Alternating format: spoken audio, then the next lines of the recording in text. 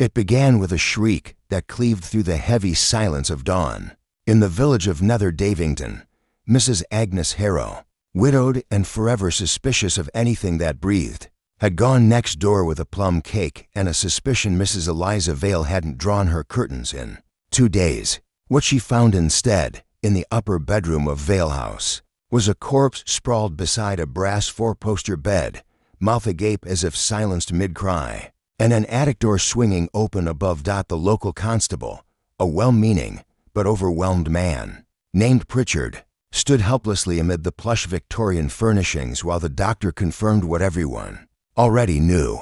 Eliza Vale was dead. The cause, a single wound to the temple, blunt force, no blood spatter, no signs of forced entry, no weapon found, nothing stolen. The front and back doors had been locked from the inside, and the windows all sealed. Pritchard, scratching his head beneath a drooping cap, muttered, "This house is a locked shell." No sign of a break-in, no signs of struggle, and yet, someone killed her. It was that very contradiction that brought Inspector Julian Seaton to Nether Davington 3 hours later, summoned from London by the peculiar wording of Pritchard's telegram: murder, locked room, no exits disturbed, attic door ajar, no blood. Please advise. Seaton, lean and dry-witted with a taste for metaphysical chess problems, arrived with a single suitcase and a rain-spattered copy of Thomas Aquinas tucked under one arm. He surveyed Vale House as if measuring it against an internal blueprint, then climbed the creaking stairs to the bedroom. The body had been removed, but the room still wore the heavy hush of something inexplicable. He examined the faded floral wallpaper. The old cuckoo clock paused at 3:18. The pale impression of Eliza's body in the rug's thick pile. Who found her? Seaton asked. Mrs. Harrow, next door. Pritchard replied. She heard something in the early hours, thought it was an owl, she said. Then got worried and came round with cake. And the attic? Pritchard nodded toward the open trapdoor. That's the thing, nobody ever goes up there. Cobwebs thick as ropes. But it was swinging when I arrived. Seaton climbed the narrow wooden ladder and emerged into the dim attic space. Dust layered everything like a shroud. Mice droppings in corners, old trunks, yellowed newspapers from 1902. But what caught his eye, what didn't belong, was a small ivory button lying dead center on the floor, clean, gleaming, unmarked by dust. Odd. Seaton murmured, pocketing it with a handkerchief. Too tidy, too recent. He came down slowly. Who else lives nearby? Pritchard gave a helpless shrug. Not many. Vale House stands alone on this side. Next is Mrs. Harrow's place, then the parsonage. About 100 yards off, Seaton's mind was already moving. Background on the victim: Eliza Vale, 63, widow. Husband was a solicitor, died years back. No children. She had a housekeeper, Mavis. But the girl's gone to her mother's for a week. Eliza didn't get on with many, mostly kept to herself. A life of silence, Seaton said thoughtfully. Yet someone wanted to end it. Over the next few hours, he examined the house in forensic detail. No fingerprints on the window latches. No footprints outside, just mud flattened by last night's rain. The fireplace was cold. No signs of hurried activity. Yet something itched. Beneath the surface, the clock frozen at 3:18, the open attic, the clean button. And then there was the locked front door, bolted from inside.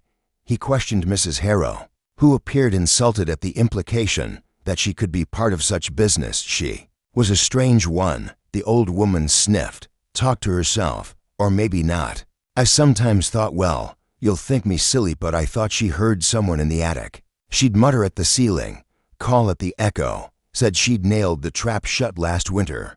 But I saw her check it again and again. Seaton considered that. So she feared the attic, more like she listened to it. There was something else. In the kitchen drawer, beneath rusting cutlery and string, he found a folded sheet of notepaper. A letter, unsigned. The words were brief, scratched in a nervous hand. It comes at night. Don't go up. It hears everything. Pritchard was pale. You think she was mad? Seaton didn't answer. Instead, he called in a locksmith from the town. The front and back door locks were both ordinary, old brass mechanisms. No evidence of tampering. Windows painted shut. The next evening, He returned to the attic with a torch and an instinct. He pried open a warped section of floorboard beneath one of the trunks, and there it was. A pair of broken reading glasses, and more startling still, a strip of leather with a name embossed faintly, L. Vale, her husband's. Pritchard asked. When shown the find, Seaton nodded slowly, thought dead and buried. But what if it was a ghost of a theory? Yet it clung to him, that the attic had not merely echoed sounds but perhaps housed something that shouldn't exist. Or someone. He spent the night in the house. At 3:12 a.m., he heard it. A scuff, soft, deliberate, from the ceiling above. He moved quietly, gun in hand, climbing the attic ladder. At 3:18, the clock downstairs resumed its tick. And at 3:19, he saw a face, half shadow, half man, crouched behind the chimney breast, eyes wild with fright and years of darkness. Leonard Vale, Seaton said. The man flinched. You never died. You hid. The truth unraveled the next day. Leonard Vale had vanished 10 years ago after accusations of fraud and the collapse of his law firm. Presumed drowned in a boating accident, except the body was never found. He had returned to his wife, penniless, mad with fear of imprisonment. She had hidden him, perhaps out of guilt, perhaps out of love, in the attic no one used. Over time, he had grown feral, paranoid, barely human, and that week, some word, some panic had pushed him too far. A quarrel, a blow. He hadn't meant to kill her. He wept. And when she fell, he locked the attic again. Not knowing the button from his coat had rolled free, Seaton closed his notebook. A crime, he murmured, that began with love and ended in silence. The attic door creaked shut behind him. Seaton remained in the attic a moment longer than necessary, letting the silence settle over him like dust. Below, he could hear Pritchard speaking softly into the wireless, reporting Leonard Vale's arrest, though not yet understanding the full breadth of what had just been uncovered. Madness, concealment, a blow struck in fear or desperation, but it was all too tidy. Seaton had known too many cases where the obvious shape of the crime crumbled. Under closer scrutiny, he descended, eyes still sharp with doubt. Something in Leonard's confession had rung hollow, not the words, but the pauses between them. And then there was the ivory button. It didn't match the coat Leonard was wearing when they found him. In fact, it didn't match any coat in the house. Vale had been hidden in the attic for years. Yes, but if he had attacked his wife only recently, who had left the clean button behind? Back in the bedroom, Seaton crouched near the spot where Eliz's body had lain. The brass bedstead gleamed as if freshly polished, but a faint smudge near one leg, just a fingerprint's width, caught the light. Not blood. Something oily. He took out his handkerchief and dabbed it gently. Inspector, Pritchard had crept in behind him. We've taken Vale to the station. He's docile enough, poor devil. Kept asking if she was still breathing. Seaton straightened. You searched the attic yourself? Yes, sir. To constables, and I went through it while you were interviewing Mrs. Harrow. Nothing but trunks, rats, and rot, and no sign of a second set of footprints in the dust. Pritchard blinked. No, just Vale's. Why? Seaton didn't answer immediately. Instead, he walked out to the hallway and paused at the mirror by the stair. It was an old fixture, foxed at the corners, but there were 2 coats hanging on the pegs below, one belonging to Eliza, the other to large and unfamiliar. Seaton checked its cuffs. No buttons were missing. Pritchard, he said carefully. Who else had access to the house in the days before the murder? No one that we know of. Mavis, the housekeeper, was gone. Eliza kept to herself. Did she have visitors, tradesmen, a solicitor, perhaps? Pritchard shook his head. Bills paid by post. She never left the house, except to garden, though. Seaton turned. Yes? Well, there was a man seen in the lane 3 days ago. Mrs. Harrow mentioned it, but we didn't think much of it. Said he looked lost. Car trouble, maybe. Did she describe him? Middle-aged, tall, wore gloves. Nothing else stood out. Seaton's mind churned. The button to clean, the oil stain on the floor, the unfamiliar coat. A second visitor present before or after the murder. Leonard Vale might have delivered the fatal blow, but the house bore signs of another presence. Someone more deliberate. Someone who had reason to ensure Eliza Vale died, and Leonard bore the blame. He returned to the sitting room and studied the writing desk, stacked correspondence, unopened, a few receipts. The drawer was stiff, sticking just before it came free. Inside, a ledger, and tucked between its pages, a folded document bearing a solicitor's watermark. Seaton unfolded it slowly. It was a revised will. Eliza Vale had amended it only a week prior. Most of her modest estate was still to go to Mavis, her faithful servant, but there was a new beneficiary, Mr. Charles Harker, identified as her late husband's cousin, a man unknown to Pritchard or the village. Seaton felt his pulse quicken. He turned back to Pritchard. Find out everything you can about Charles Harker. Begin with the registry in Durham, and send someone to look for this man spotted near the lane. You think he came back? Pritchard asked, frowning. To kill her for the inheritance? Seaton didn't answer directly. I think a frightened man living in an attic makes a convenient scapegoat. He stepped out into the late afternoon air, eyes narrowing at the overgrown hedge that bordered the property. Something rustled in the underbrush, not the wind, not an animal. He moved quickly, parting the leaves, a pair of glove prints in the mud, leading to the rear window. The window Eliza never opened, painted shut for years, but the paint had been scored recently, scraped at the edges as if someone had tested it, pried it, then changed their mind. Seaton studied the marks, the depth of the scoring. A man with gloves, trying to get in or out. The attic door might have been a ruse, a red herring. What if the real intruder had meant to stage the scene as an accident of madness? He straightened, senses alert. In the quiet between the trees, a bird took flight. Later that evening, as the sun dipped low and the sky turned the color of iron, Pritchard returned from the telegraph office with a telegram in hand, his face pale. Inspector, we found him. Charles Harker lives in London, but he died 4 months ago. Seaton's eyes lit with understanding. Then someone is using his name, he said quietly, forging his claim to the estate. And that someone came to Nether Davington not just to watch Eliza die, but to ensure she signed her final signature under pressure. He looked back at the dark outline of Vale House. We're dealing with a killer who planned this, not out of rage, but calculation. Leonard Vale is a broken man, but the real murderer, he's still watching. And in that moment, Seaton felt it, an unseen gaze from the trees, a presence, still near, still waiting. Seaton spent the evening parsing through Eliza Vale's will and papers, each sentence a map of intent or fear. The forged identity of Charles Harker had widened the mystery. Someone had planted themselves in the narrative of Eliza's life, well before her death, casting shadows backward over months, perhaps longer. He needed voices now, people, witnesses, lies. The first was Mavis Hodges, the housekeeper, summoned back from her mother's home in Alfreton. She arrived pale and tight-lipped, her hands wringing a handkerchief threadbare as she sat in the parlor where Eliza once dozed in front of the gas fire. She didn't trust people, Mavis said softly.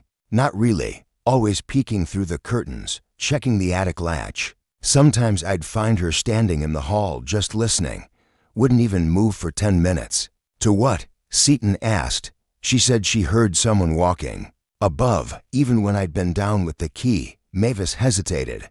I thought it was grief or age, but she started muttering names, ones I never heard before.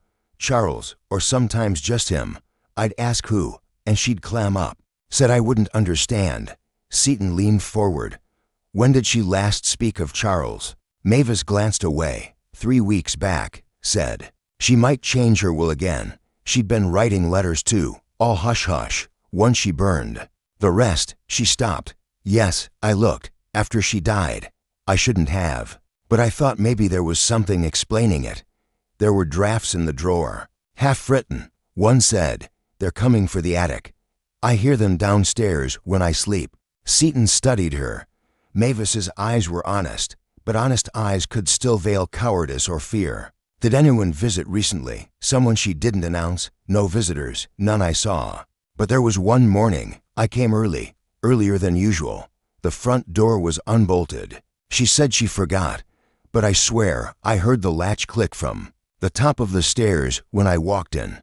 Seaton felt that detail settle into place just shy of proof, but heavy with implication.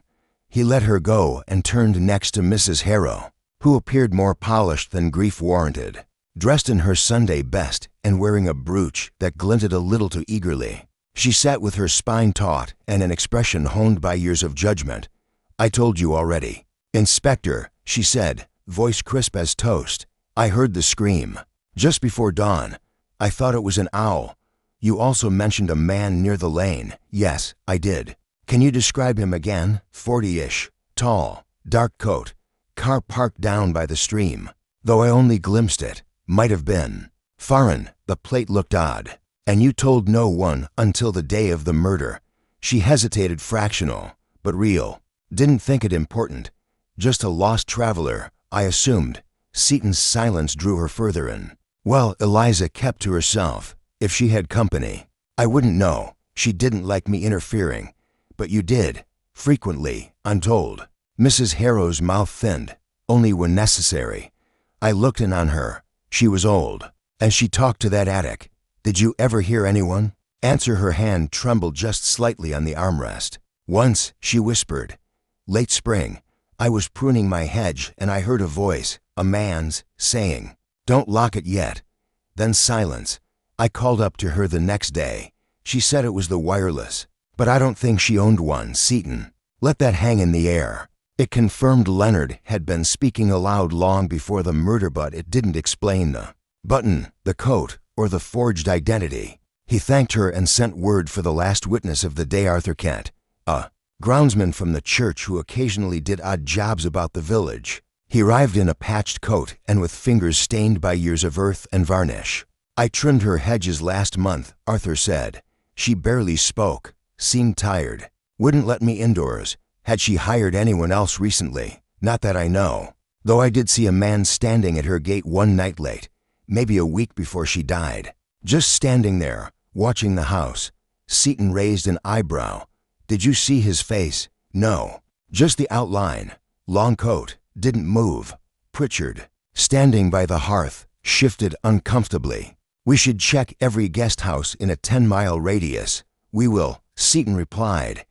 Then, to Arthur, "One more thing. You've worked in this village longer than anyone. Did Eliza ever mention Charles Harker?" Arthur frowned. "No, though I remember that name. Years ago Eliza's husband sued someone by that name. Some dispute over a family deed. Nasty bit of business."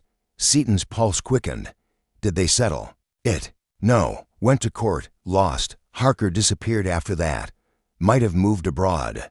The memory unlocked something in Seaton's mind. He retrieved Eliza's ledger and flipped through the entries again. One bore a name and bank transfer, C. Harker, CHF 3,500, a payment to a Swiss account. She was being blackmailed, he muttered, and she paid it. Pritchard looked stunned. So Charles Harker didn't die. He reinvented himself, or someone else used the name, knowing the history. A person with access to old court records. Someone she feared enough to rewrite her will in their favor.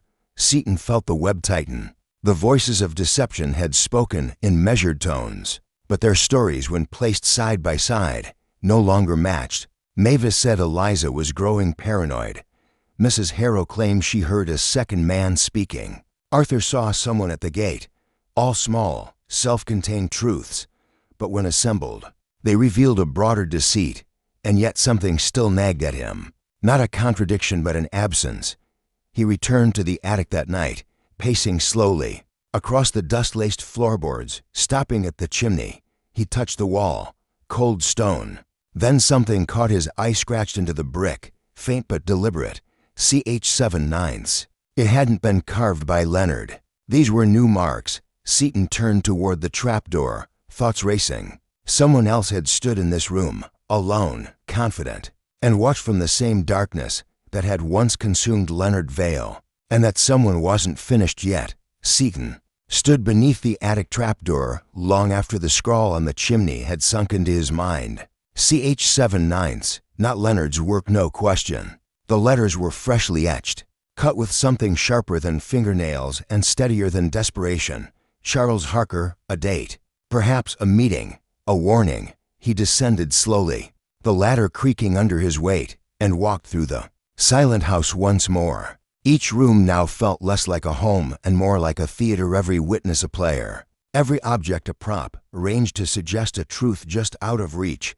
Back in the parlor, he laid out everything: Eliza's revised will, with Charles Harker named as heir, the wire transfer to a Swiss account, the clean ivory button that matched no clothing in the house, the oil mark near the bed, and now the message etched into the brick, time-stamped. Yet none of it fully explained her death. Leonard had struck the blow, that was certain. But what had driven him to it? Was it truly fear and madness, or something more orchestrated? The house had held two men in the weeks before her death, one hidden in fear, the other bold enough to approach her openly, or perhaps even enter unnoticed. Seaton needed to unwind their motives, not just their movements. He started the next morning with Mavis again. She looked thinner, more brittle than before. She paid someone, Seaton said without preamble, transferred money to a Swiss account under Charles Harker's name. Why? Mavis blinked. I didn't know. She never told me. But you saw her post the letter. She asked me to walk to the post office with it, she admitted, her voice faint. But I didn't look, I swear. Did she receive anything unusual in return? She kept a parcel locked in her desk drawer last week. Said it was insurance. Seaton stood. I want to see it. Mavis hesitated, then led him upstairs. The desk in the guest room had a side compartment, bolted from the inside. With Pritchard's help, they forced it gently. Inside was a manila envelope, sealed with string. Inside that, a sheaf of old photos, grainy but damning. Images of a much younger Leonard Vail in a solicitor's robe, standing next to Charles Harker at what appeared to be a courtroom hearing. In one, Harker held up a document, and the expression on Leonard's face was unmistakable panic. Betrayal. So that was it, Seaton said softly. Blackmail. Eliza must have found something from her husband's past, or Harker did. And whoever has these now, whoever sent them, used them to squeeze her. But it still didn't answer why she'd change her will, unless the pressure wasn't just financial. Maybe she wasn't paying off a stranger. Maybe she was paying to keep someone out. Downstairs, Seaton re-examined the will and the signature. Something about it nagged him. He took it to a retired notary in the village, a Mr. Barnley, who had witnessed the signing. She was flustered, Barnley recalled. Said it had to be changed quickly. Odd thing was, she kept asking if it could be reversed, seemed afraid. Did she come alone? No. A gentleman waited outside in a car. Never came in. I remember because he was wearing gloves, and it was warm that day. Seaton scribbled a note. Did you get a look at his face? No. But he smoked a pipe. Left the scent in the hallway. Strong blend. Turkish, I'd guess. That scent struck Seaton as familiar. Days ago, walking through Vale House, he'd caught a whiff of something sweet and foreign in the upper hallway, but dismissed it then. Now, it painted a clearer picture. The gloved man in the lane hadn't just watched Eliza, he'd maneuvered her into compliance. He returned to the house and paced the back garden, thinking. Jealousy, revenge, greed, each motive was viable. But how did they intersect? Leonard had once been a respected man, ruined after a lawsuit involving Harker, disappears, presumed dead. 10 years later, Eliza begins hearing things. Someone returns either the real Harker or a man posing as him. Reopens the wound, brings the threat of exposure. She's pressured into changing her will. Leonard, already half mad, senses the pressure too. Maybe he sees the papers, maybe he hears a voice in the dark and misunderstands. So what if Leonard hadn't meant to kill her? What if he tried to stop her from signing again? He visited Leonard in the holding cell that evening. The man sat still, eyes distant. Do you remember what happened that night? Seaton asked. Leonard hesitated. She was pacing. He murmured, talking to herself. Said someone would come at 3. She looked at the attic door and told me to stay quiet. Did someone come? Leonard didn't answer, but his eyes flickered fear, recognition. Shame. I didn't mean to, he whispered. I just didn't want her to say yes again. I thought I could stop her from writing, but she screamed, and he covered his face. Seaton let the silence grow. You weren't alone, he said at last. Leonard's shoulders stiffened. There was another man in the house. The same one who made her rewrite the will. The same one who left the button. Leonard didn't move, but something passed behind his hands, an exhale. Or perhaps a shiver. He threatened her. Seton pressed. Or you. Maybe both. Leonard's hands dropped slightly. He said I'd rot. That if I didn't stay in the attic, he'd bring the law. Said he had proof. Eliza was crying. I couldn't bear it. Seton rose. You remember his face? Leonard hesitated. Not really. He wore a scarf. But his voice, calm, like he wasn't afraid of anything. Like it was all a game that fit the pattern. The unseen man had orchestrated everything from shadows, each piece manipulated into motion. Eliza's fear, Leonard's instability, the will, even the setting of the clock. Only one person had benefited completely. Whoever now held that new will in hand. Whoever had impersonated Charles Harker. Whoever had left a trail just faint enough to blur. Seton stepped outside, the wind tugging gently at his coat. The maze of motives was beginning to clear, not because the threads untangled, but because they all pointed inward. Someone had gambled on deception so thick that no one would see the pattern beneath. And now, Seton was close enough to see the edge of that game. One last conversation might push it into the light. The rain returned the next morning, gentle at first, then persistent, soaking the cobbled path outside the station as Pritchard entered. Cheeks flushed, brandishing a damp envelope. Inspector Seton, from the county office. They traced the Swiss account. Seton took it without a word and peeled the seal open. Inside was a single typed page from the International Banking Liaison. The account under the name C. Harker had been opened 2 months prior by a man calling himself Charles Harker, presenting legal documents verified by a notary in Zurich. There was even a passport number listed plainly. It appeared, at first glance, legitimate. And here, Pritchard said, pulling another sheet from his folder, is the immigration record. A man matching that ID entered the UK 2 weeks before Eliza's death. Arrived in Dover. Listed a hotel in Canterbury. We called. They confirmed. He stayed 3 nights and left in a hired car. Seton studied the dates.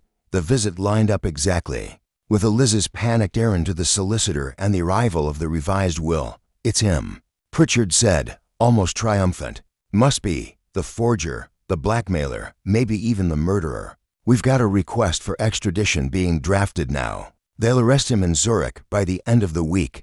Seton nodded, but slowly. The puzzle was fitting together almost too neatly. A man with a forged identity, fleeing the country just before the murder. A money trail, a motive. Even the signature on the new will could be tied to his presence. And yet, Seton turned back to his notes, flipping to the page with the chimney inscription, CH7/9. The problem wasn't the evidence, it was the date. The scrawl had been etched 2 days after Eliza's death. Pritchard, he said softly, have we confirmed who's been in the house since the murder? Only the constables, myself, you, and Mavis once, to pack belongings. Oh, and Mrs. Harrow. Briefly, she insisted on paying her respects. Seton's mind halted, as if something too fast had just screeched into clarity. Did she go upstairs? Pritchard frowned. I don't recall. She wandered, said she needed a moment alone. He rose at once and made for Vale House. It was empty, still humming with the echo of past days, the dust disturbed only where boots had passed. He went straight to the attic, heart slow but steady. The carving was still there, CH7/9, and just beneath it, faint but visible now in the damp morning light, another scrawl, done in haste, almost etched over the original. Fool, the implication stung. Someone had been here after the supposed Harker left the country. Someone who knew Seton would see the letters and believe the trail. Someone who wanted the Swiss man found and blamed. Someone who had been in the house with freedom after the murder. He left the attic and went to the guest room again. The desk was locked now, though it had not been the day before. He jimmied the drawer open gently. Inside, the parcel of photos was gone.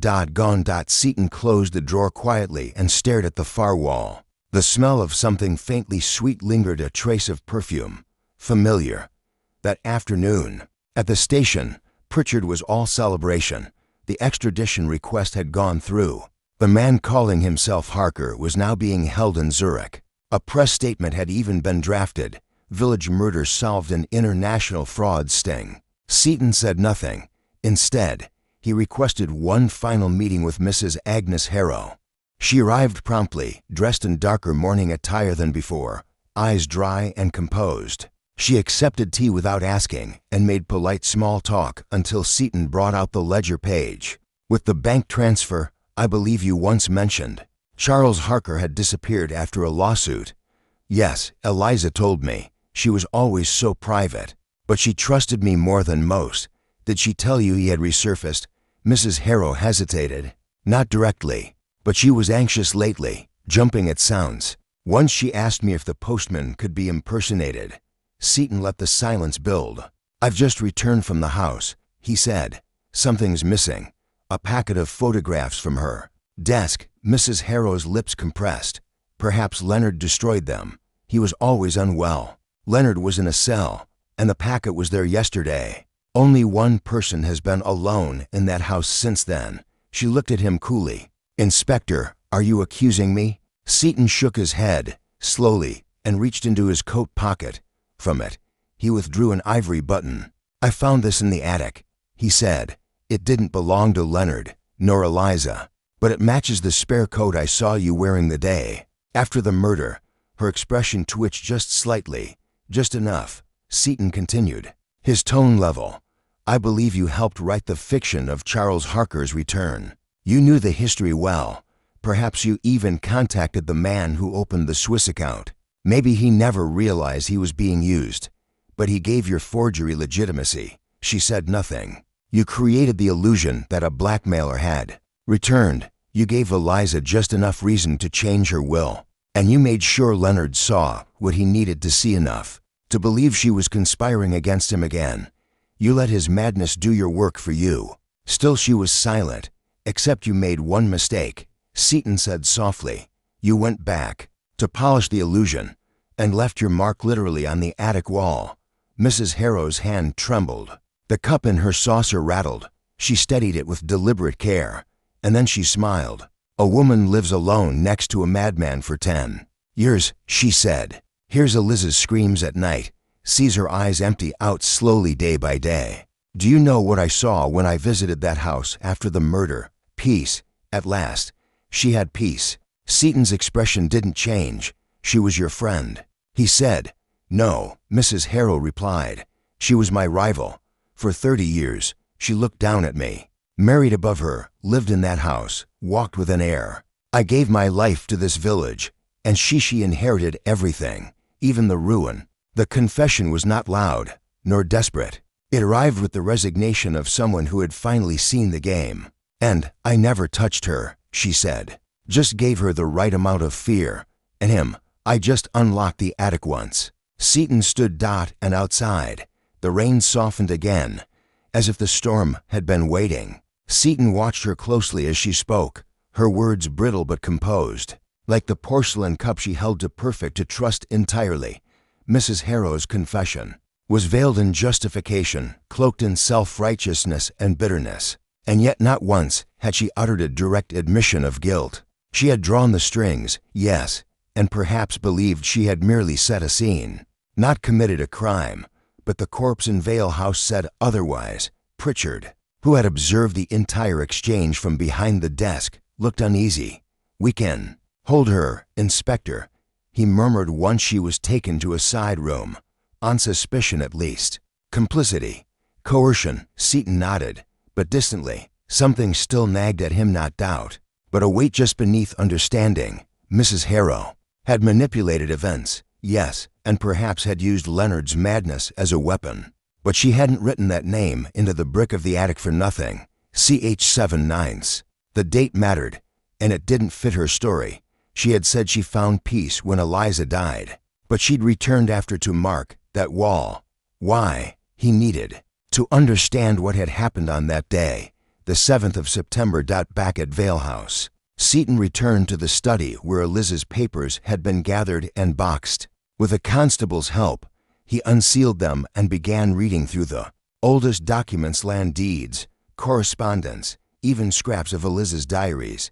Most were irrelevant, but in a yellowed folder marked estate of H. Vale was a small, Folded letter dated 21 years ago. It was addressed to Leonard Vale in a tight, slanted hand. You know what you did. You may bury it under years of lies, but the truth was signed in your name. When the time comes, someone will remember, and I will be waiting. There was no signature, no return address. Seton read it 3 times, each word curling tighter round the breath of the present. He searched the folder again and found another legal document dated the same year. A property dispute between Leonard Vale and a Charles Harker over an estate in Dorset. Long since sold, the dispute had ended with a court order and the revocation of Vale's professional license. But more curious was the third document, a birth certificate. Seton stared at the name. Isaac Harrow, born 1896, mother Margaret Harrow, father Charles Harker. A sharp silence filled the room. He turned slowly, the pieces beginning to tilt toward one another. Not Charles Harker the blackmailer, not even the same man perhaps, but a name reborn, passed down, repurposed. The Harker that Eliza feared and the one Mrs. Harrow impersonated weren't necessarily the same. And yet there was blood. Mrs. Harrow hadn't forged a stranger's name. She had invoked her father's. Pritchard found Seton in the hallway, jaw tense. She's refusing to say more. Wants a solicitor. Seton didn't break stride. Call for one. But she won't speak until she understands what I now know.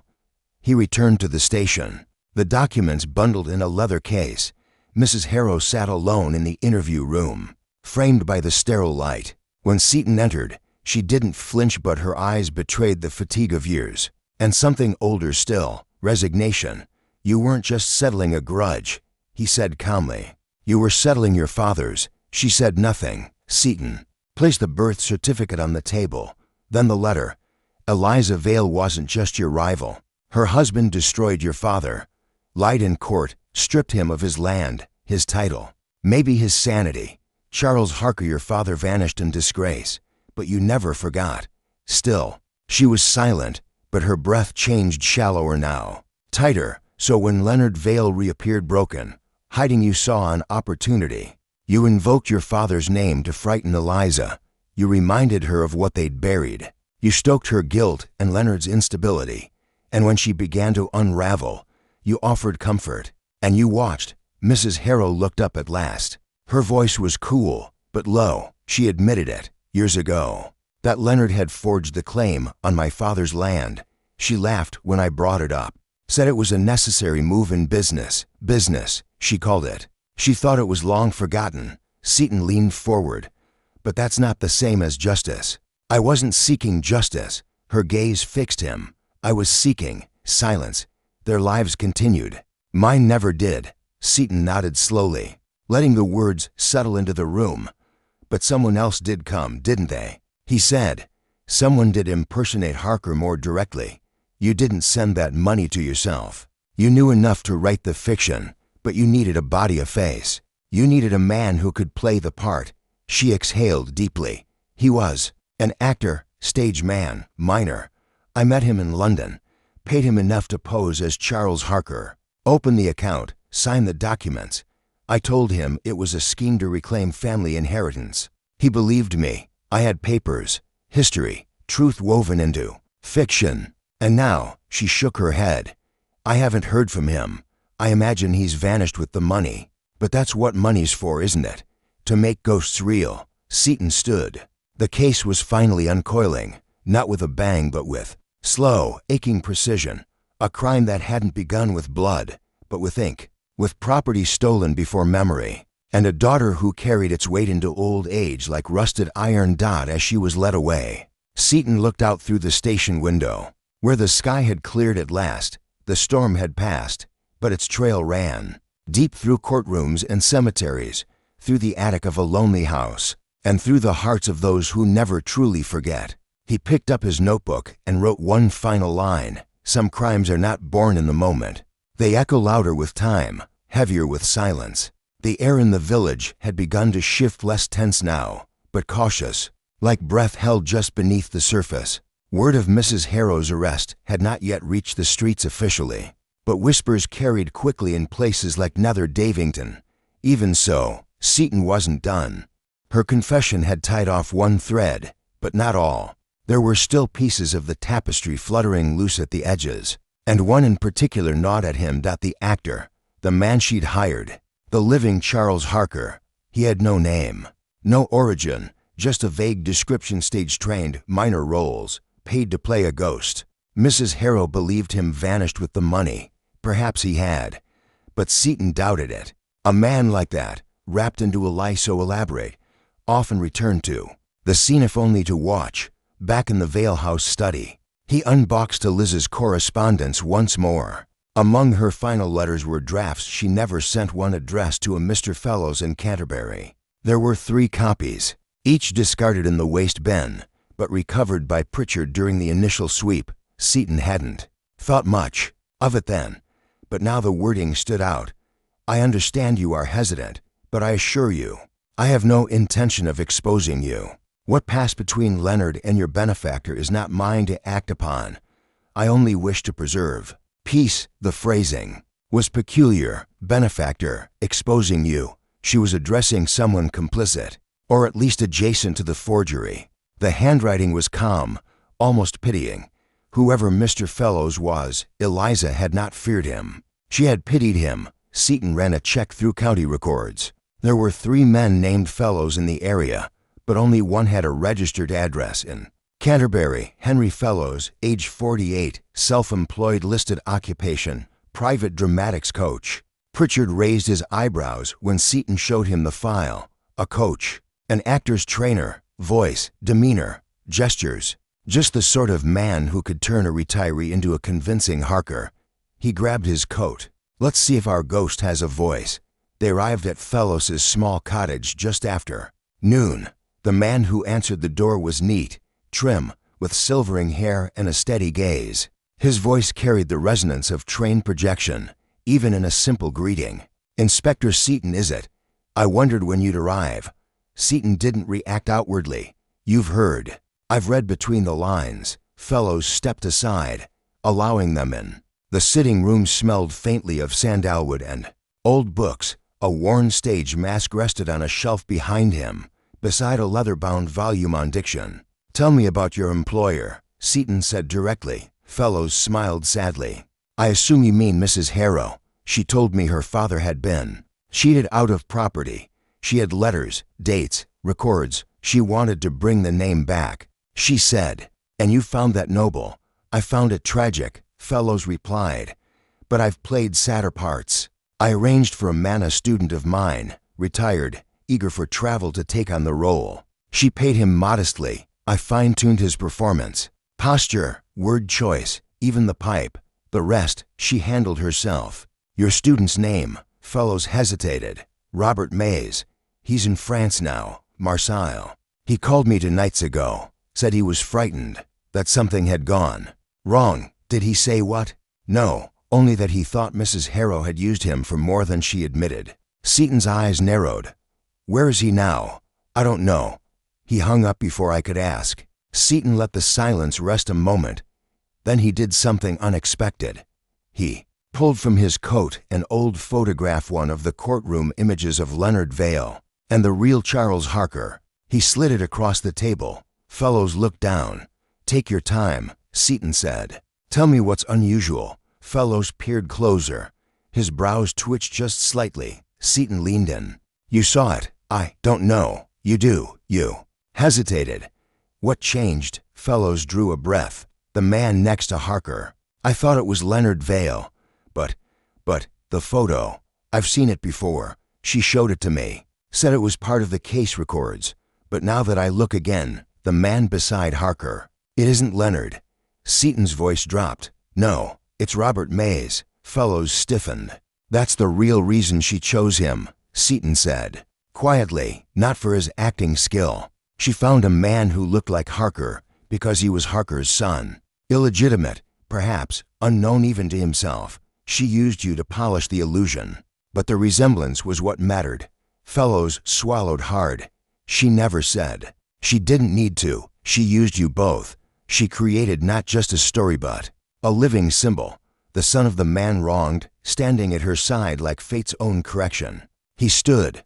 But there's one more test. At the station. They prepared a room with a phonograph and old recording device used sometimes for voice capture. Seaton had recovered a short wire recording from Eliz's evokes, a dictation she'd made, testing the machine before sending a message to her solicitor. It included only a few words. "This is Eliza Vale. I speak these words with clarity," and "consent." They played it once for Fellows, then again, the third time. Seaton watched closely as he said, "You coached Mays to speak like this, did you?" Fellows shook his head.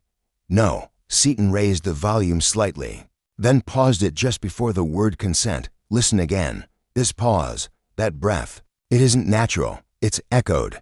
Fellows frowned. "She was repeating a voice," Seaton said softly, "mimicking it. She'd heard Mays speak, possibly on tape, perhaps even recorded him. She feared something enough to create a voice record of her own consent, or she wanted it to appear as consent." Seaton locked eyes with him. "Did she ever mention recording your student? Did Mays ever say she asked him to read something aloud?" Fellows paled. "Yes, a few lines. She said it was for a legal mock-up. I didn't think. She recorded him, practiced copying it, which means somewhere in her belongings, or perhaps already with her solicitor, is a second voice recording. One with his voice, perhaps one that isn't consent, perhaps one that's threatening." Fellows stared. Stunned, Seaton turned to Pritchard. "Find Mays, before someone else does, and check her solicitor's box. She wasn't just afraid. She was preparing evidence against him, against them both." As Seaton stepped out into the fading light, the case twisted again beneath his feet, not closing, but deepening. Not yet a full circle, but spiraling toward one. And with every pass, the shadows that clung to the edges of truth grew shorter. Soon, one of them would have nowhere left to hide. Seaton's return to Vale House was urgent, purposeful, his coat unbuttoned, his stride tight with the unease that had begun to coil in his chest the moment Fellows revealed the recording. A voice, a captured fragment of truth, or perhaps a trap laid by Eliza herself. Either way, it was a hinge the entire case could turn on. He had to find it before someone else did. The solicitor, Mr. Aldwych, had been unreachable by phone. The clerk at the office in Chesterfield had offered nothing useful, only that Eliz's personal box had been delivered just after her death, sealed and marked for review pending instructions. Seaton arrived before the morning light had properly broken the clouds, finding the office locked, but with its front door glass glowing with life inside. Aldwych, a trim man in his 60s with slow movements and a quiet, precise manner, blinked behind round spectacles as Seaton explained, "Yes, of course, the box. It's been with us since the morning after the estate filed. Her executor brought it himself. Leonard Vale was named originally. Obviously, that changed." He stood and led Seaton to a locked cabinet at the rear of the room. "We've catalogued it naturally." He opened the drawer. The shelf was empty. Seaton's breath caught. "You're certain it was here?" Aldwych frowned. "Completely. It was locked with the rest of the probate records. No one has access but me and my junior." "Who is?" "Miss Carlywit." "But she's not." The door behind them opened abruptly. Miss Witt stood in the doorway, white-faced, holding a coat and gloves. "Mr. Aldwych," she said softly, "the box is gone." A sick silence followed. "When did you last see it?" Seaton asked. "Yesterday. I went to verify the seals for the archiving. It was still there." Aldwych stared at the cabinet as though it had personally betrayed him. "This is impossible." Seaton turned, suddenly alert. "Who else came into the building yesterday?" Miss Witt hesitated. "Just a delivery stationery, and a man asking for directions. Tall, clean-shaven, wore a dark coat. Said he was looking for the post office. I thought nothing of it." Seaton's voice dropped. "Did he go near the filing cabinet?" "I don't think he might have wandered while I was in the back. I didn't think to watch him. It wasn't her fault. Whoever it was had moved fast and quiet, slipping through a crack in trust that now seemed wide enough to swallow the whole case." Seaton stormed out without waiting for apologies. The clouds had thickened overhead by the time he reached the car. Inside, Pritchard was reading over telegrams from the French liaison office. "We've got a sighting of Mays in Calais. Ferry ticket confirmed. but he missed the boat. Apparently someone was following him. He panicked. Of course someone was, Seaton muttered. The box is gone. Pritchard's head jerked up. Gone? Lifted from the solicitor's office. Someone's tying up loose ends. And if they find Mays before we do, then he's another body waiting to be buried. The car sped down the road as the rain returned, thin and needling. Seaton's thoughts churned. There were too many hands at work now. Mrs. Harrow's confession had turned over the stone. And underneath, something else had begun to crawl. Her plan had required subtlety, timing. But someone else was accelerating now, striking faster. With purpose. Back at the station, Seaton cleared his desk and began reviewing the security footage from the solicitor's office. What little there was. One exterior camera.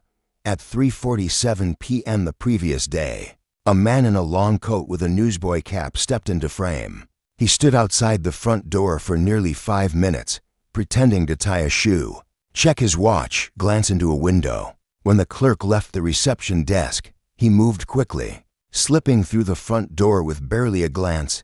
The image was grainy, but Seaton froze the frame and zoomed slightly. There, just under the brim of the cap, a sliver of face, angular jaw, thin lips, familiar. He dug through the theater program Fellows had provided from his coaching studio. On the last page was a student photograph. Robert Mays, 10 years younger, smiling awkwardly in stage makeup. He wasn't running. He was cleaning up. Seaton's voice sharpened. He came back. He didn't flee from France. He returned to England to erase what could implicate him. He played everyone. Fellows, Harrow, even Eliza. Pritchard looked stunned. But she paid him. Exactly. He took the role, learned. The part ends somewhere in that house. He realized who he really was. Harker's son. Not just a hired face, but someone with a claim. Maybe even the rightful heir. Pritchard sat back. So he decided to make the play for real. Eliza panicked. Maybe she confronted him. Maybe she recorded it. Maybe she left instructions with the solicitor. If anything happens to me, listen to this. But he found out. He took the box before it could be opened. And now he's wiping the trail. Seaton stood. He doesn't know how much we know. We'll use that. How? With bait. They sent out a message through a staged article in the Chesterfield Chronicle, planted quietly through a friendly reporter. Mystery audio discovered in village murder. Police say voice may belong to suspect. It was enough. That night, just before midnight, a figure slipped through the hedgerow near Vale House, stepping carefully toward the back entrance. Seaton, crouched in the kitchen, watched through the crack in the door. Robert Mays wore the same coat from the footage. His face was paler now, drawn tight with nerves. He didn't knock. He didn't hesitate. He moved with the certainty of someone returning to a place they thought they controlled. He stepped into the front hall and Seaton flicked on the lamp.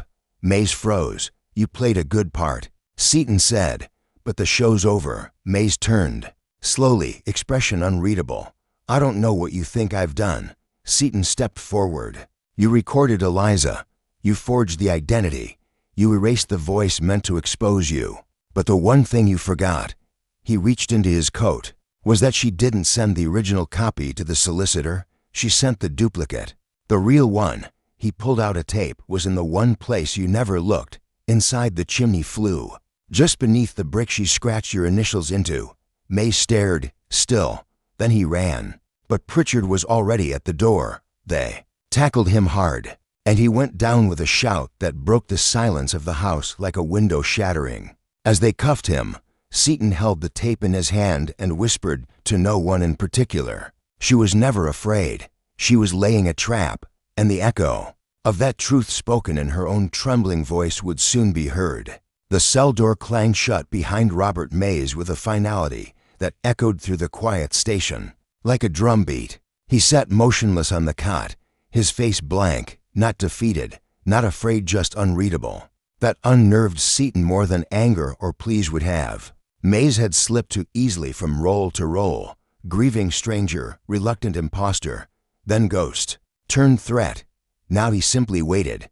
But something wasn't right. Seaton had spent the last hour reviewing the recording Eliza had hidden. Her voice was there, quiet and poised, speaking directly into the device. No plea for help, no fear only. A name, if anything happens to me, if the house falls silent, remember this name, Isaac. He's not who he claims to be. Isaac, not Robert. Isaac Harker. Seaton played it again, focusing on the intonation, the inflection of that single name.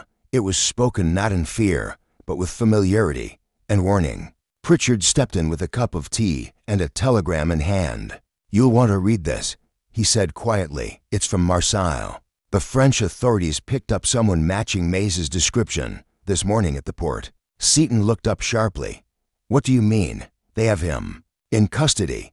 Passport in the name of Robert Mays. Same height. Same face at least. Same as the photo we circulated." The tea cooled in Seaton's hand as his thoughts reeled. "Then who's in our cell?" Pritchard looked toward the corridor. "I don't know, but I checked his prints. No match on record. Whoever he is, he's not Mays." Seaton stood, heart thudding. He returned to the cell. The man looked up and smiled slightly. "Bit of a muddle, isn't it?" Seaton stared at him. "What's your name?" "You already have it. It's on the paperwork." "No." "What's your real name?" Silence. Then, at last, the man exhaled. Isaac Fellows. My mother was Clara Fellows, my father well. You've pieced enough of that together." Seaton froze. "Then the one in Marseille, he's Robert Mays.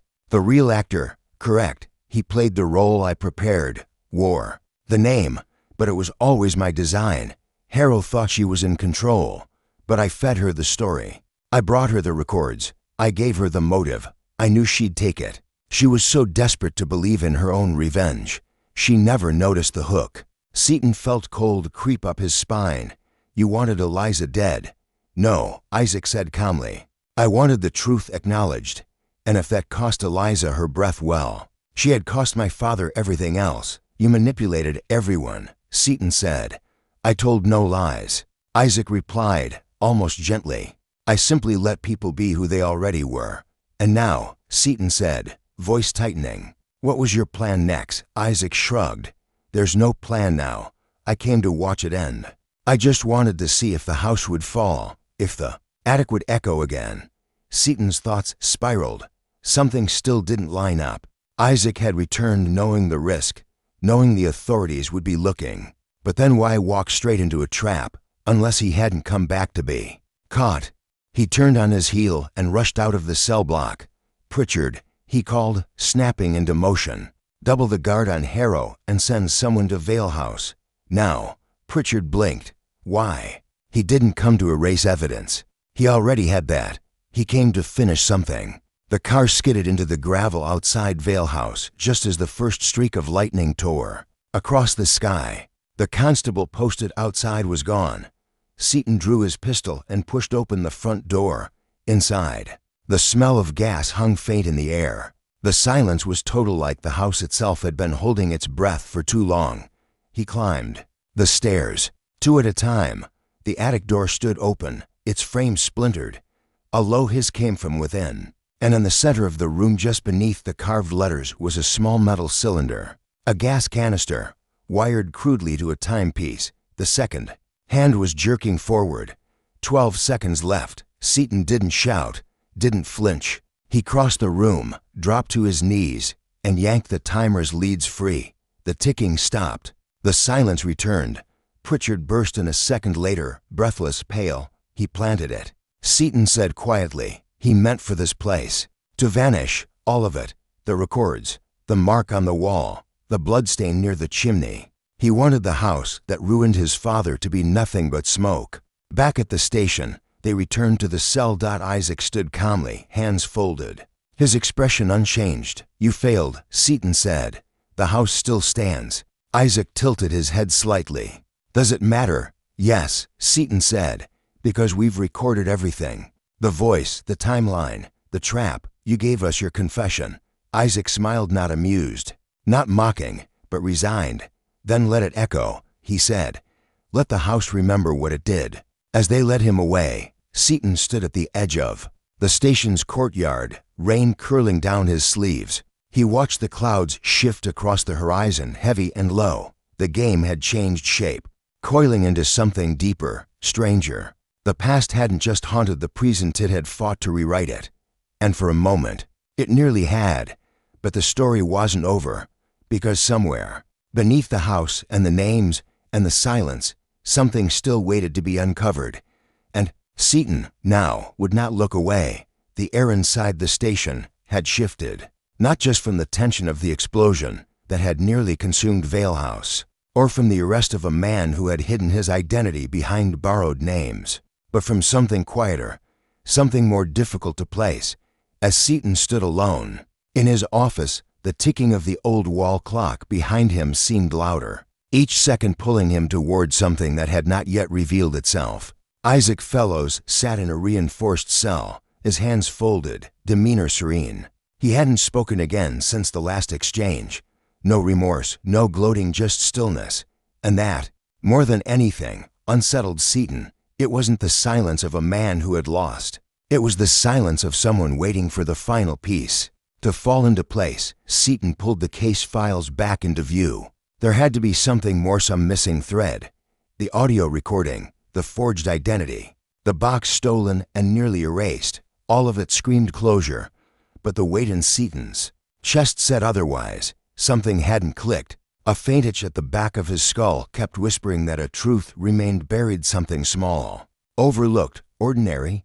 He reviewed Eliz's final letters again, the drafts, her personal notes, and then paused at the envelope addressed but never sent to Mr. Fellows. The handwriting was stiff in that one, unlike the others, rigid and unpracticed, not her usual elegant flow. That was odd. He pulled another sample of Eliz's letters, one from a year prior. The hand was flowing, elegant cursive, then back to the Fellows envelope, tight, jagged. To deliberate, a forgery, perhaps, but it wasn't the text that caught him. It was the name Dotmer, Fellows. He scanned the others.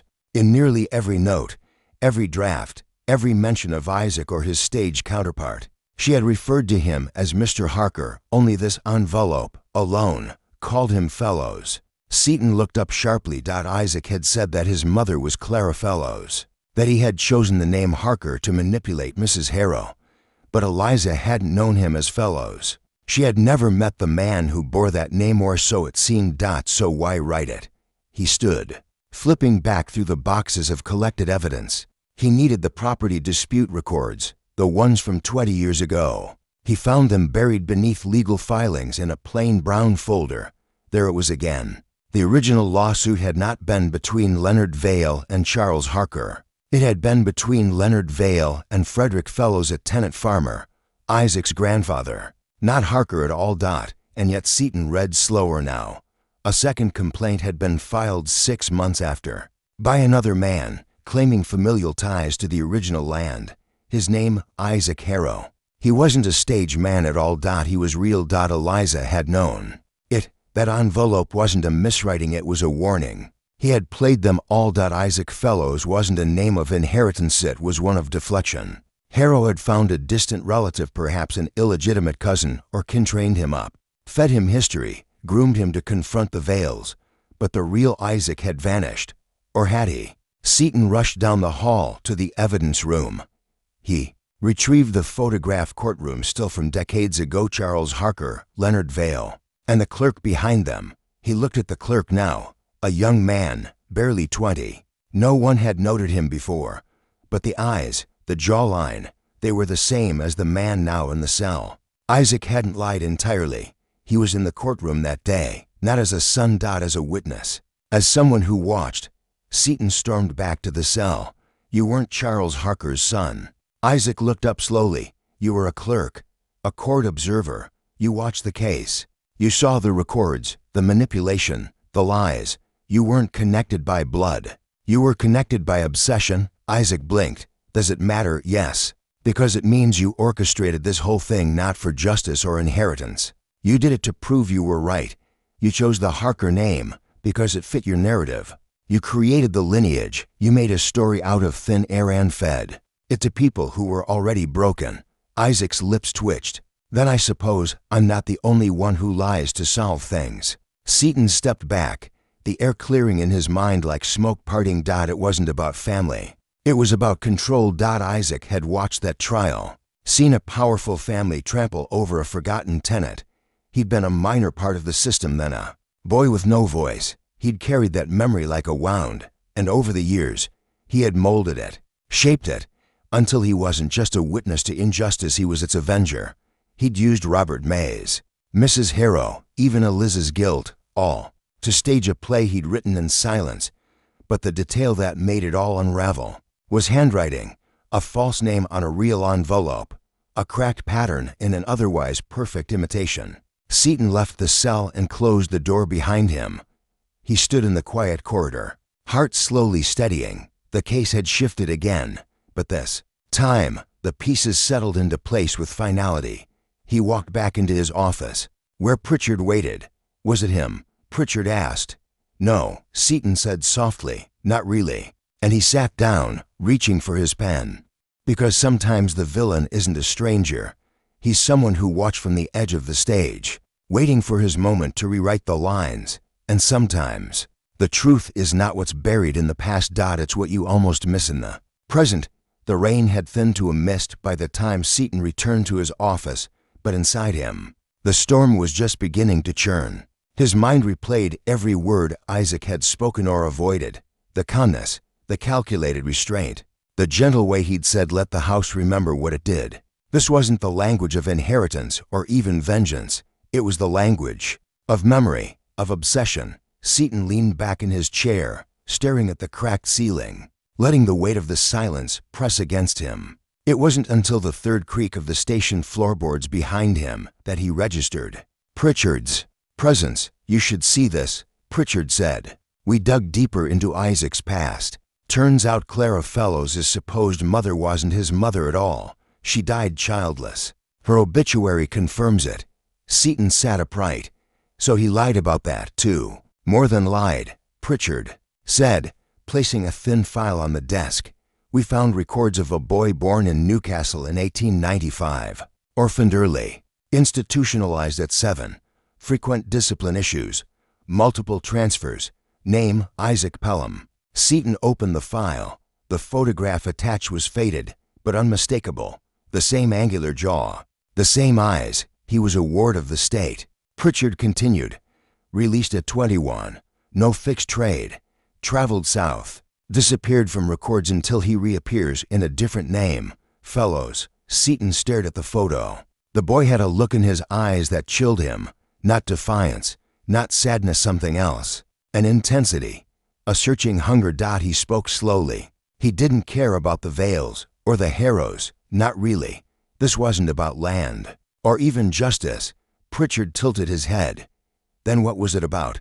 Seton flipped through the file, reading the incident reports from the orphanage. The boy had shown no signs of remorse, had assaulted two younger boys over a game of marbles, had torn pages from books and rewritten the endings. The final page held a note from a supervising doctor. The child exhibits advanced mimicry and narrative manipulation. He reinvents himself with ease. When questioned, he often answers with invented identities and constructed backstories. His fixation on justice, particularly imagined injustices, borders on delusional. Seton's voice was low. He wasn't righted by a cause. He invented one. Pritchard frowned. I mean, Seton said, standing. He never needed revenge.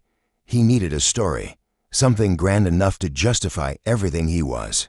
He attached himself to the Harrow Vale affair because it was messy, rich with names and grievances and ghosts. He made himself part of it, wrote himself in. He stepped away from the desk, pacing now. But that wasn't the end. He manipulated Harrow, Mays, even Eliza, not just to prove a point, but to control the narrative. Every moment, every player was part of a script, and when the script was complete, he planned to burn the theater down, literally. Seton, Pritchard said carefully, you're saying he doesn't care that we caught him? He wanted us to catch him. Seton snapped, or thought he could end it before we did. But now, even in a cell, he's satisfied, because we're still playing his game. A pause passed between them. Then Seton said, bring him back in. They sat in the interview room, the tape recorder silent, forgotten. No file folders, no questions. Just Seton across from Isaac, who looked more relaxed than ever, arms folded, gaze distant, like a man who had just come down from a long performance.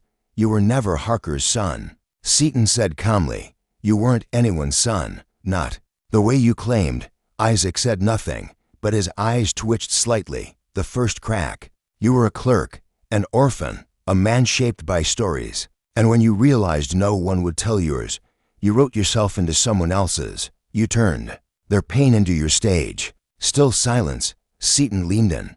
"You manipulated Harrow, but you guided Eliza. That's the part I missed. You didn't just threaten her. You convinced her. You made her believe the past was unfinished, that a reckoning was due. You watched her unravel and let her think it was her own doing. But all along, you were the one turning the screw." Isaac exhaled softly, through his nose. A smile tugged at his mouth. "Why?" Seton pressed. "What could justify all of this?" Isaac looked up. His voice was barely above a whisper. "Because people forget," he said.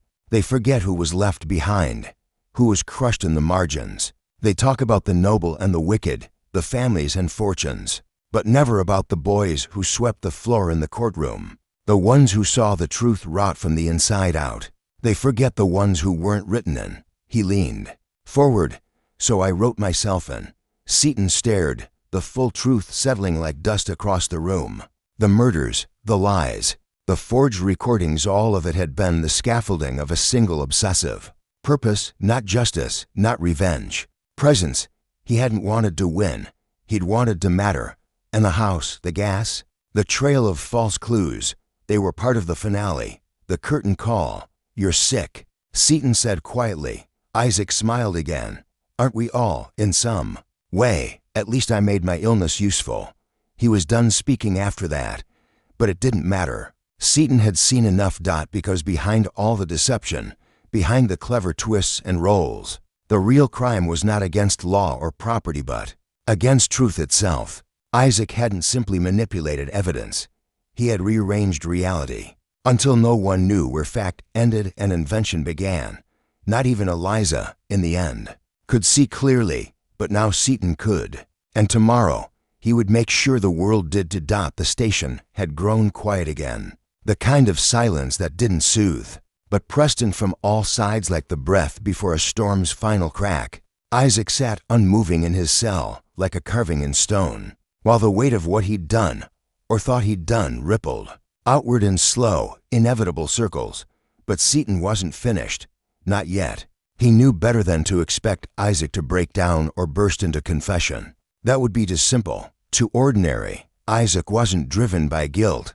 He was sustained by illusion, his own, most of all. If Seton wanted to bring this to its end, it wouldn't be by demanding truth. It would be by making Isaac watch it collapse. It was late evening when Seton walked back into the cell block. The corridor lights buzzed with a low flicker, and Pritchard followed in silence, a small canvas-covered box tucked under his arm. Seton nodded to the constable. The cell door opened with a slow creak. Isaac looked up. "I thought you'd finished," he said mildly. "I had," Seton replied, "but then I remembered something." Isaac tilted his head. Seton motioned to the box. Pritchard set it down and opened the top. Inside were objects, each carefully arranged and numbered. The forged envelope Eliza had addressed, the old theater program from the coaching studio, the misfiled legal complaint from the Vale estate, the gas canister's timer, mechanism, but most prominently, the photograph from the courtroom, the clerk in the background with eyes that now seemed lit with dark foresight. Seton began laying them out on the table between them. "I went back to Vale House this morning," he said. "Looked through the attic again, through the old journals, the probate ledgers. You'd taken what you needed, of course, the letters, the photos, but you missed something." He placed a small velvet pouch on the table. From it, he withdrew a copper cufflink, simple, old, slightly tarnished. This was wedged behind a floorboard in the attic. It belonged to the clerk. "To you." Isaac stared at it, said nothing. Seton continued, his tone calm but piercing. "You lost it when you visited the house, not recently, years ago, before Eliza died, before any of this began, because you'd already started then, hadn't you? The research, the story building. You weren't improvising, you were writing an opera." He leaned forward. "But the problem with stories is they don't stay in your control, not forever." He tapped the photograph. You lied about your parentage, lied about the recording, manipulated Harrow, Mays. But do you know what the final mistake was? Isaac's silence was total. Seton pulled out one last item, a second envelope, identical in size and paper to the one Eliza had supposedly written to Isaac. But this one was unopened, sealed with wax, and addressed to Detective Inspector Seton. "We found it inside the chimney," Seton said. "Not the one in the attic, the drawing room. She hid it under a brick, behind a loose flue cap, dated the day before her death." He slid the envelope across the table. Isaac didn't move to touch it. Seton opened it for him. Inside was a single page, handwritten, careful, her usual script. "If anything happens to me, it will not be Harrow's doing, nor Robert's. I believe the man who calls himself. Isaac is not who he claims. He frightens me, but not because he threatens me, because he believes what he says. He speaks of justice, but it's his eyes I fear most. I've seen those eyes before once, long ago, in court. The boy who never spoke, the boy who watched." Isaac's jaw clenched just slightly. The mask had cracked. "She remembered you," Seton said, softly now, "even after all these years. She didn't know your name, but she remembered your eyes. You'd been waiting for her to forget." For the first time, Isaac's composure shifted.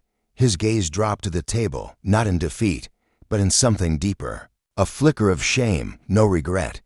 Not at what he'd done, but at being seen too clearly. "I came to fix something," Isaac said at last. His voice was thin. "That court, what I saw, it was a lie. They buried a man's dignity because he was poor, because he didn't know how to speak. I watched it happen. I watched them all look the other way. So you turned your life into a mirror," Seton said, "forced others to look into it.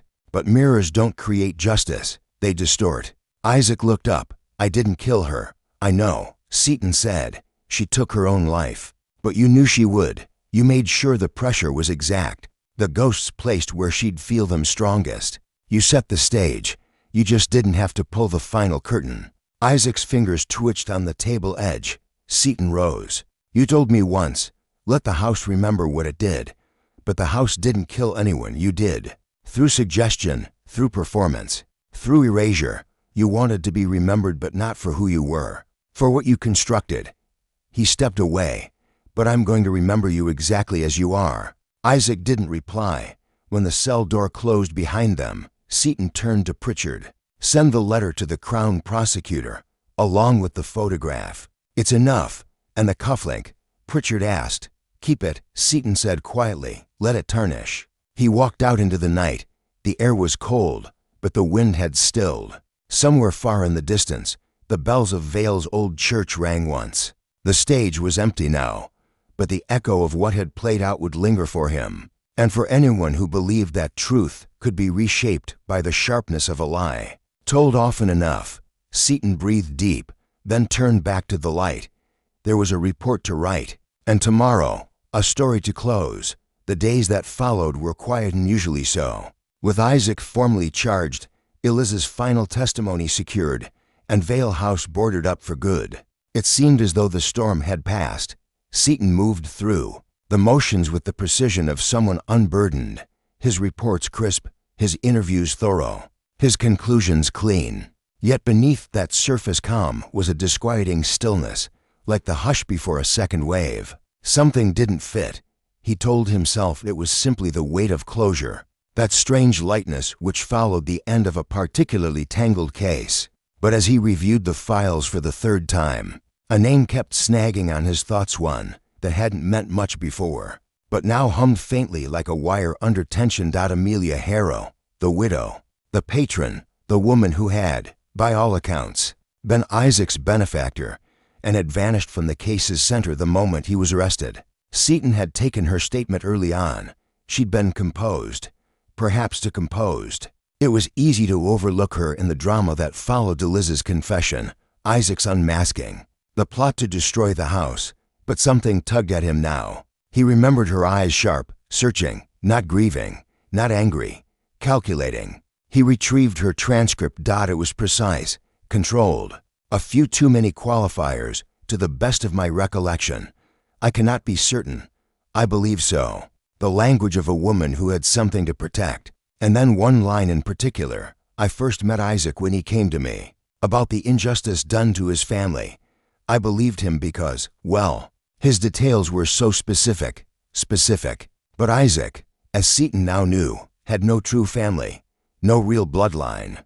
Every detail he had was drawn from public records, trial transcripts, and secondhand whispers, all of which were difficult to access unless one had help. Seton stood abruptly and reached for the archived interview notes from one of Isaac's earliest contacts, a former clerk from the Newcastle probate office. In the margins, he found something strange, a notation. Initial contact via letter signed AH request for certified copies. Amelia Harrow. She had sent for the documents, not Isaac. She had gathered the records, laid the groundwork, placed the script in Isaac's hands. He returned to the theater studio file. Another forgotten detail surfaced. The studio had received 2 donations anonymously. Within the same month, one via check and one in cash. The cash was traced to Isaac.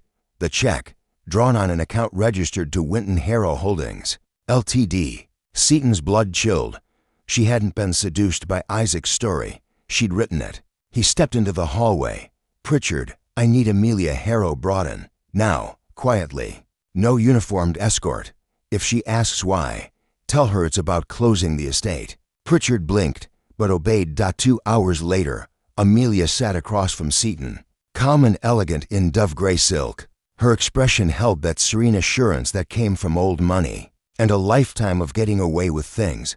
I was told this was about the Vale property, she said. In part, Seton replied, setting the photograph of Isaac from the courtroom before her. Do you recognize this boy? She studied it. That's Isaac, surely, or at least what he looked like. Once, it is, but not as the son of Charles Harker. He was a clerk, a boy in the margins of a trial, an orphan.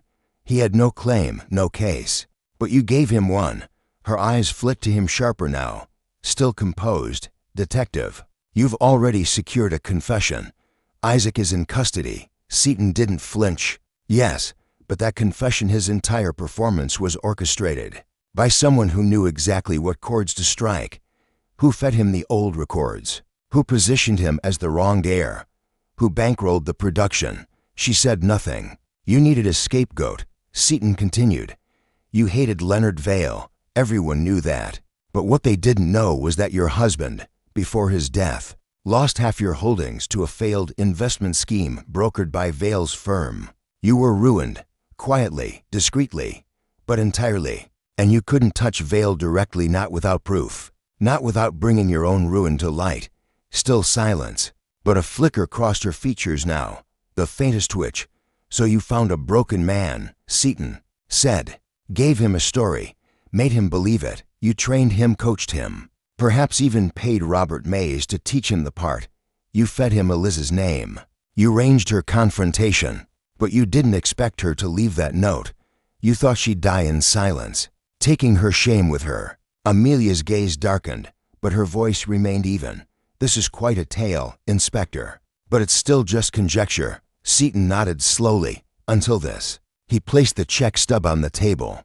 The donation to the theater, her signature, faint but legible. Not conjecture anymore. The silence stretched. Then she exhaled, a long, elegant breath. You're very clever, she said, voice barely above a whisper. Not clever, Seton replied. Just thorough. Her eyes met his, and the mask dropped. I only gave him a lens, she said. He saw through it. What he did with it, that was his own will. No, Seton said, standing. You gave him more than a lens. You gave him a gun and pointed it at a house full of ghosts. You just didn't expect him to turn it toward the walls as well. She said nothing else. As she was led away quietly, without spectacle, Seton returned to his desk. He sat alone, surrounded by papers and silence. The case had been closed once, but truth, like rot, has a way of seeping back through even the cleanest lines, and this time, it had taken root where no one had thought to look. In the hand behind the curtain, in the quiet architect of chaos. And so, just before filing the final report, Seton added one more name to the list of the accused, because stories don't end with the villain's fall. They end when the last liar is finally seen. The courtroom was nearly silent as the final verdict was read. The rhythmic rustling of papers, the distant echo of a gavel, everything sounded muffled to Inspector Seton, as if he were underwater, suspended between resolution and something deeper. Isaac Pelham was sentenced to life imprisonment, no parole. The judge's words were final, sharp, ringing with legal authority. But justice, Seton knew, had always been more complicated than verdicts. Amelia Harrow, on the other hand, would not stand trial. Not today, not ever. Her solicitors had been swift, her reputation well armored. The evidence, though damning in context, was too thin in court. No smoking gun, just smoke cleverly dispersed and vanished into corridors, where privilege knew how to walk unchallenged. Seton watched her from the gallery as she stepped into the sunlight outside, her hat tilted against the press, her expression unreadable. He didn't follow. What would he say? That he knew the truth. She already knew he knew, and still, she'd smiled on her way out of the station, knowing full well she'd sculpted the chaos with gloved hands and left no fingerprints behind. Back, at the station, the paperwork was waiting. Seton sat heavily at his desk, ignoring the tea that had long gone cold. Pritchard entered without knocking. "They're calling it closed," Pritchard said. "Isaac's away to Dartmoor. Harrow's free. And he gestured at the files. "We write reports." Seton didn't look up. She planned it. Every step. She found Isaac, gave him the motive, furnished the illusion, and stepped away before the spark caught flame. "But the law can't touch her," Pritchard said. "You saw the prosecutors. No jury would convict. Not on implication. Not when Isaac took the fall with such flourish. He thought she loved him," Seton said quietly, "or that she believed in him. But she only needed him long enough to stage the story. Once the ending was in motion, she vanished from it." Pritchard exhaled through his teeth. "We could publish it. The full report. Submit to the papers." Seton shook his head. "It would only make her a tragic figure. The widow wronged by the man she tried to help. She'd play it better than he ever could." He reached for the files, flipping slowly through the final exhibits. The copper cufflink, the letter Eliza had hidden in the chimney, the forged envelope, with trembling handwriting. It had all built to this. He paused at the envelope again. That was the first crack, the first sign that the narrative was wearing thin. If he hadn't caught that, hadn't compared her lettering across years, he might have missed the whole charade. That detail, small and inconsequential on its own, had led to everything else. And there had been others. The peculiar alignment of the theater donation dates, the precise mimicry of Eliza's phrasing in Isaac's speech, the way Robert Mays had gone silent, as if coached into forgetting. Little things, misplaced to perfect, or conveniently overlooked. Seton picked up the recorder and clicked it on. He had a habit of speaking conclusions aloud, a ritual from his earliest years. On the force, a way of hearing the logic unfold. "This is Inspector Edward Seton. Final statement on the Vale House investigation. Isaac Pelham, operating under the identity of Isaac Fellows, claimed descent from a dispossessed tenant and constructed an elaborate fiction to frame the Vale family for historic wrongdoing. However, analysis of the paper trail and corroborating evidence revealed inconsistencies that, when cross-referenced, pointed to manipulation by an external party. Amelia Harrow, Mrs. Harrow, widow to Edward Harrow, suffered considerable financial losses due to Leonard Vale's brokerage. This loss, previously assumed minor, was the catalyst for a long-term scheme orchestrated through psychological manipulation of Isaac, who had a documented history of institutional trauma, identity reinvention, and intense susceptibility to suggestion. Mrs. Harrow, by all available evidence, furnished Isaac with legal documents, guided his false identity, and cultivated relationships, particularly with the late Eliza Vale, that allowed the fiction to take root. Her ultimate goal was not to destroy the house, but to discredit the Vale legacy and force closure upon the ghost of financial ruin. Isaac's conviction for attempted murder and criminal conspiracy is just, but it does not encompass the entire truth. Seton paused the recording. He could say more. He could name names. But the justice system had its thresholds. The law required precision. And sometimes, what was true was not prosecutable. Later that evening, Seaton walked the perimeter of Vale House for the final time. The wind swept softly through the hedges, rattling the boards nailed across the front windows. The air smelled of soil and wet stone. Spring would come soon, and with it, ivy would bloom again across the old walls. As he turned to leave, he noticed something small near the front steps, half hidden in the grass. A locket. He bent and picked it up, brushing away mud. The clasp was broken. Inside was a faded photograph, young Eliza, and a man who wasn't Leonard Vale. Seaton stared at it, realization dawning slowly. Not a lover, not a brother. It was Isaac. Younger, smiling.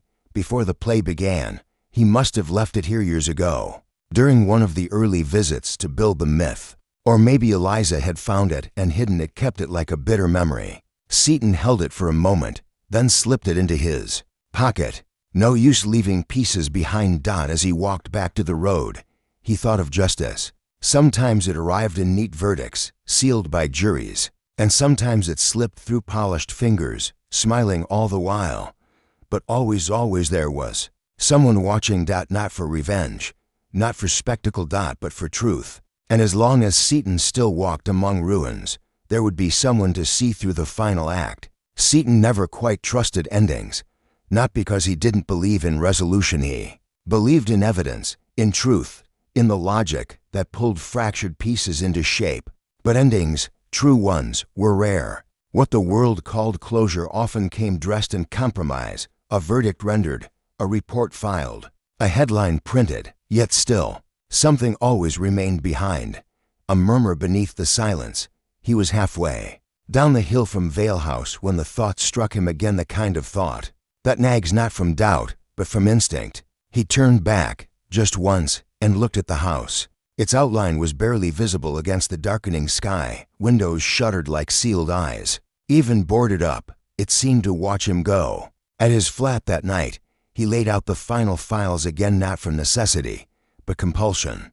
The same way a pianist might revisit an old score, not to learn it, but to feel where the music had once stirred something unexpected. The locket still sat on his desk. He hadn't logged it into evidence. Technically, it didn't belong to anyone. It had been discarded or lost, but something about it unsettled him, not the image inside, but the inscription on the back, worn and shallow. He'd noticed it earlier but hadn't looked too closely. Now, with a magnifying lens and a quiet evening, he examined the faint lettering. To letters, carved with awkward hands, E.H. not Isaac's initials, Eliza's. Seaton frowned. She had given it to him. And yet, when Isaac spoke of her in the interrogation room, there was never warmth, no grief, only reverence for her death, not her life. Seaton opened the locket again, staring at the photograph. The man beside Eliza. It wasn't Isaac. Not quite. Similar, yes. Same build, same cheekbones. But the eyes were wrong, lighter, wide, uncertain. Not Isaac's focused intensity.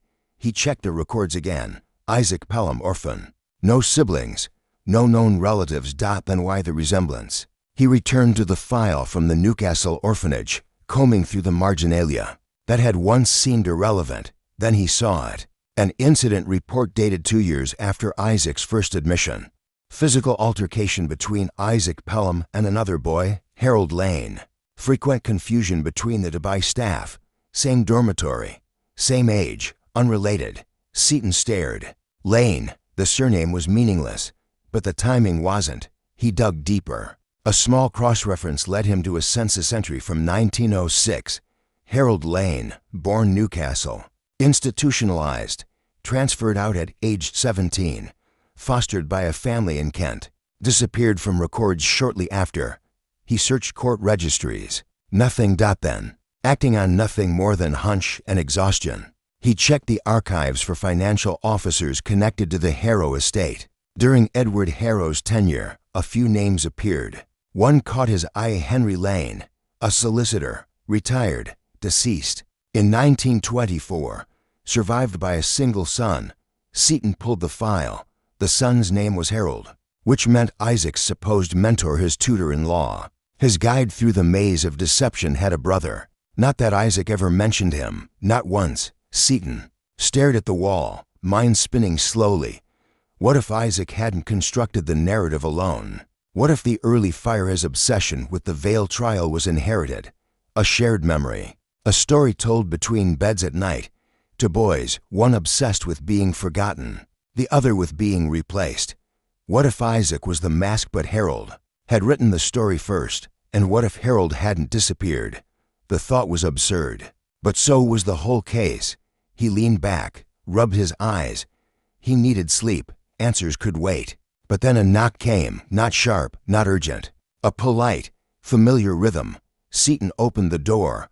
A man in his 50s stood there, trim, well-dressed, pale eyes. His hands were gloved, though the evening was mild. "I apologize for the late hour," he said, accent crisp. "Your inspector?" Seaton, "Yes, I am." The man offered a faint smile. "I was a friend of Eliza Vale's. She wrote to me before she died.